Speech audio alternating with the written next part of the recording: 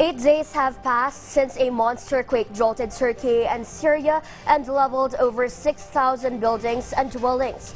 Still and all, rescue and recovery somehow managed to miraculously retrieve trapped victims under the rubble in Turkey, while relief distribution efforts surmount the huge dilemma hampering aid delivery to Syria. There Meg Luna sums up in this report.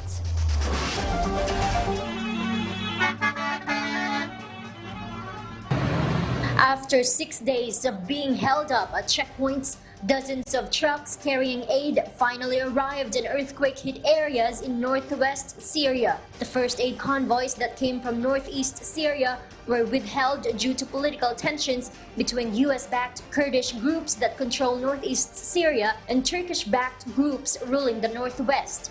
More aid are expected to arrive after Syrian President Bashar al-Assad agreed to allow the United Nations to temporarily use 2 additional border crossings from Turkey. According to UN Secretary General Antonio Guterres, they were allowed to use the crossing points for 3 months. Delivering food, temporary shelters, winter supplies, and other life-saving supplies is of the utmost urgency as the death toll of the devastating earthquake continues to rise. More than 36,000 people have been confirmed dead, with nearly 90% reported in Turkey.